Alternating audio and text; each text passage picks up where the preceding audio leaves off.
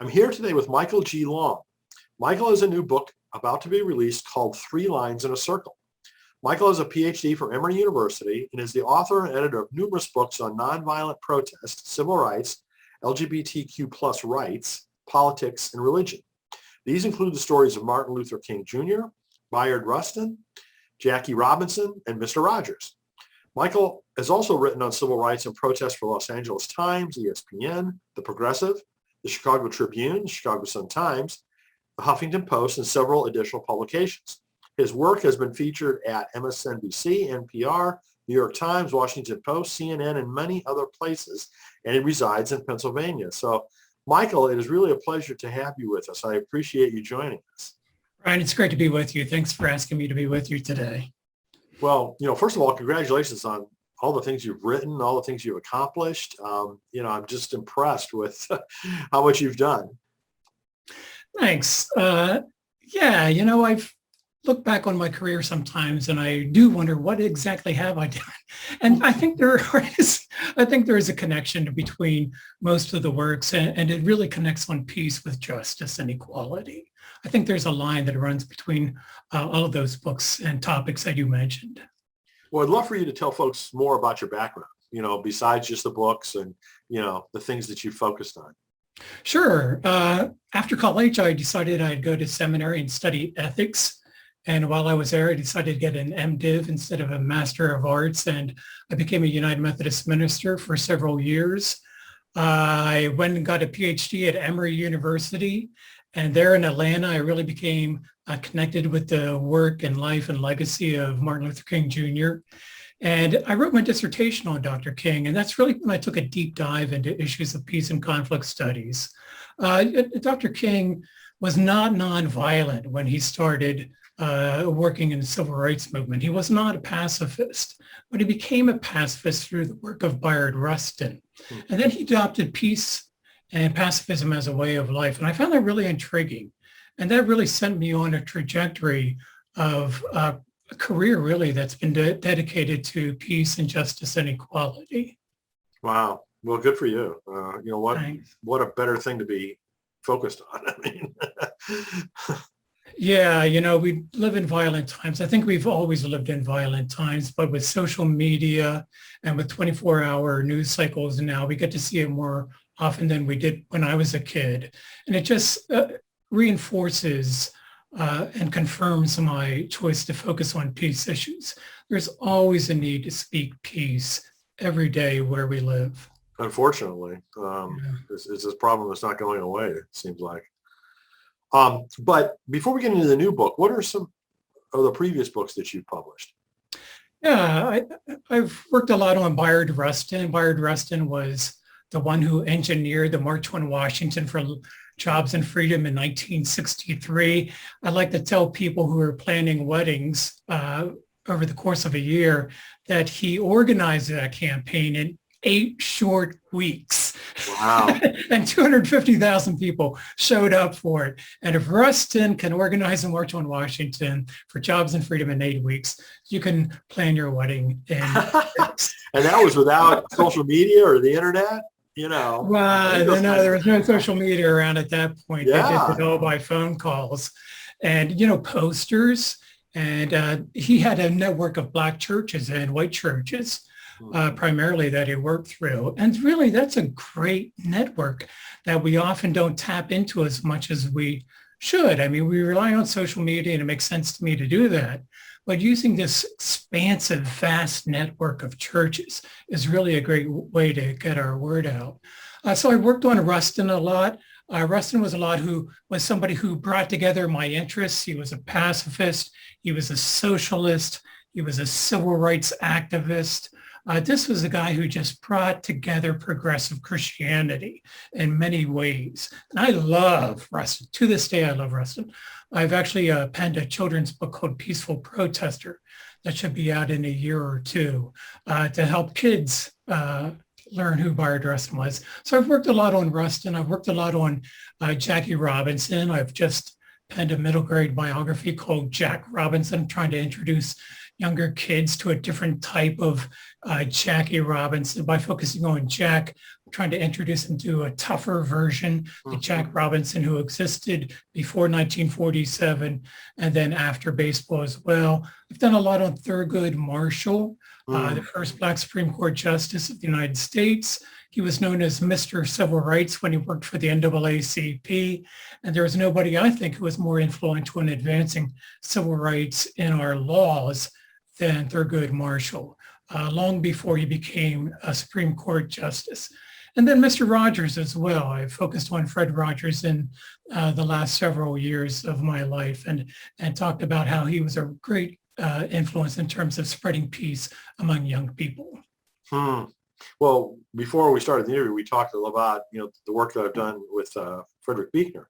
And, Frederick Buechner and Fred Rogers were friends, right. Conversed on quite a bit. And Henry Nouwen, too. He's in that circle as well. Henry Nouwen, Rogers was really attracted to people in progressive Christianity, no doubt about that, especially people who were working on the margins. And so when he discovered that Nouwen was working with people with intellectual disabilities and physical disabilities and so forth, he was immediately attracted to Nouwen's work, and Nouwen found a close colleague in Fred through the years. Very cool. So let's talk about the new book, Three Lines in a Circle, which, if anyone hasn't guessed yet, has to do with the peace symbol.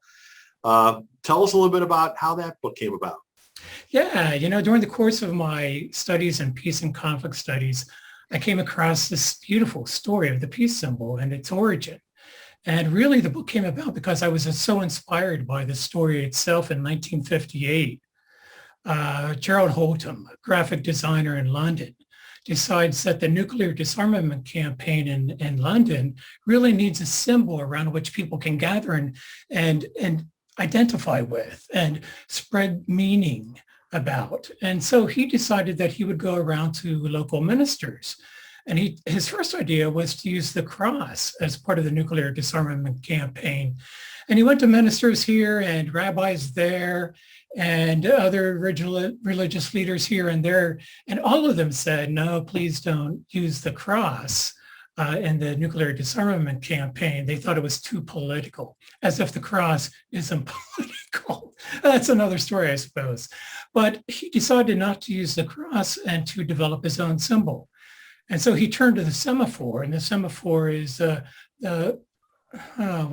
alphabet we use or people use when sending messages by ships. And he focused on the letter N, two letters that go down to the right, and the letter D that goes straight down. He enclosed those in a circle, and initially it stood for nuclear disarmament. And he took it to this small group that was planning this awesome march from London to Aldermaston in England. And they were protesting nuclear weapons and nuclear munitions and nuclear weapons research. And that was what this 50-mile march was all about. And Holtham says, we need a design for this march. And so he took his simple design, 3 lines in a circle, to this committee. And the committee hemmed and hawed. They weren't quite sure. They didn't know what it meant. But eventually they got around it. And they adopted 3 lines in a circle. And right after the meeting, one of the committee members, Michael Randall, showed another person who was active in the group the design. And the guy looks at the design and he says, that doesn't mean a thing. What in the world were you thinking? Don't you love that? And sure enough, the design from that moment on just exploded. Why did it explode? I think partly because it was so simple. It's such a simple, beautiful design. I can draw it. You can draw it. Kids can draw it. It just took off like wildfire. And at that point in time, unique. Yeah, absolutely unique. And who would have known what it would have meant in 1958? I mean, what's interesting about Holtham is that he gave meaning to the symbol, right? So yeah, in terms of semaphore, it meant nuclear disarmament, but who in the world knows? No one would have figured that out. Yeah. Who knows semaphore? Sailors. And I was going to try to explain it in the context of the story of the book, and I decided not to. And to this day, I'm not sure about the text of the book. Should I have done free verse? Should I have told the story in a thicker narrative way? And I chose free verse and decided to put the thick narrative in the back of the book. So for all the readers out there, please start with the back of the book and learn the history before you go to the free verse and the text itself. And then when you look at Carlos Velez's designs and illustrations, you'll be able to pick up these beautiful hints that he's put throughout the book. So the book releases on August 31st from Yes. Flyaway Books. What's the age group? The age is 3 to 8, Okay. I believe. Yeah. But for the people who read the book to the youngsters, the thick stuff is in the back of the book. And that's really for people of any age. Sure. People as old as you, people as old as me. It sounds like you might have another book as a, follow-on to this that might be interesting to talk more about that initial story. Yeah, it'd be interesting to follow up with that. There are other designs and social movements that are as compelling in terms of their inspiring stories of origin. For example, the fist symbol, the heart symbol, I think, is another beautiful symbol that's often used in social movements. The Extinction Rebellion symbol is new. That protest symbol is used for social movements that call us to take action in terms of climate change. So, and the pride symbol, the symbol of the flag. I mean, there's some wonderful symbols out there. I think the 3 lines in a circle is more compelling because of its simplicity than all the others. Yeah, no, it's amazing how ubiquitous it became. I mean, Yeah. In the 60s, right? I mean, yeah, I think it really became ubiquitous in the 60s, from 56 to 60, it started to gain traction in London and England and Europe. Then over here in the United States, in 65, it really took off. I mean, they used it in a campaign in 1960 and 61. There was a march from San Francisco to Moscow against nuclear weapons. But in 65, when the students started using it in the campaign against the Vietnam War, that's when it really exploded. You could see it on people's jeans. You could see it on their hats, on their very cool hats and so forth and so on. But yeah, when they started to wear it, put it on buttons and spread it out that way, buttons were huge in the 60s. So peace buttons really took off in the 60s. And thank God for those kids in the 60s who stood against the Vietnam War. And what's really interesting about this to me, Brian, is that symbol started as a nuclear disarmament symbol. When it came here and started to spread around during the Vietnam War, it became a peace symbol. So it took on this huge meaning. So now you see this symbol anywhere somebody is advocating for peace, not just nuclear disarmament. Oh, yeah. I mean, that's been that way for a long time, I think, in most people's perception. Right. And so it's also morphed. You can see it in the women's rights movement. You can see it in the LGBTQ movement. You can see it in the climate change movement. You can see it in the environmental movement. You can see it in the movement that arose out of the George Floyd murder. The peace symbol is just everywhere, and rightly so, I believe. I love to see. I can walk through my neighborhood and see kids taking their chalk and drawing the peace symbol on the sidewalk. I love that. No, I really do. That's very cool. Yeah, it really is. So what would you like people to most take away from the book? Well, I think I'd love them to take away the peace symbol, really. I don't think we can ever spread it enough.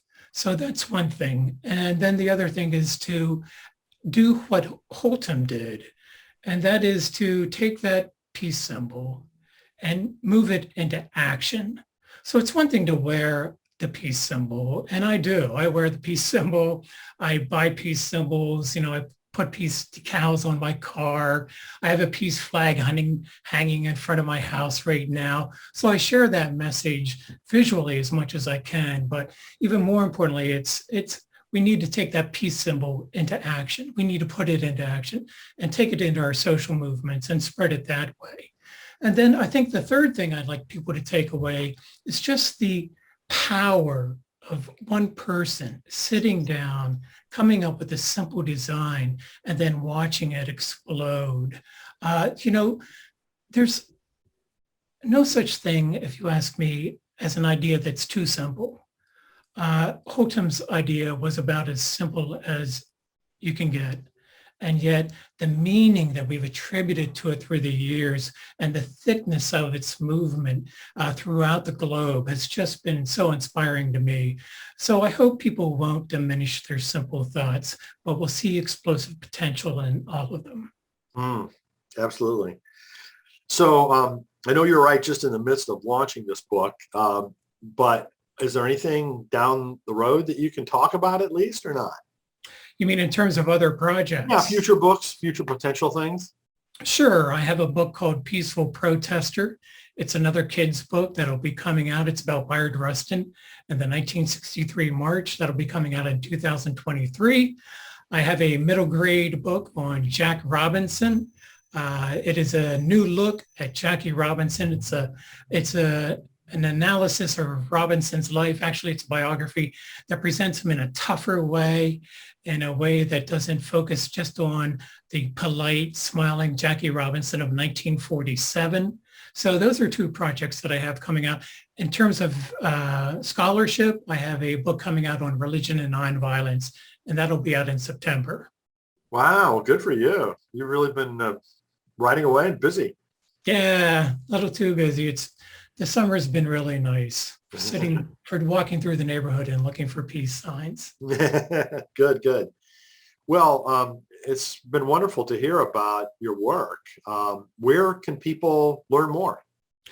Well, for Three Lines in a Circle, Flyaway Books has its own website. I encourage you to go there. I encourage you to go to all indie books sites. You can always find it on Amazon. Remember that Amazon is a union buster, so I always prefer indie publishers over that. But Amazon does great work as well. You can find it there too. Good. Well, Michael, thanks so much for spending some time with us, and thanks so much for all the work that you've done. It's really wonderful to learn about. Brian, thank you so much, and peace out to all of you. Make sure you spread the peace sign, and make sure you spread peace in your everyday life. Thanks so much. Thank you.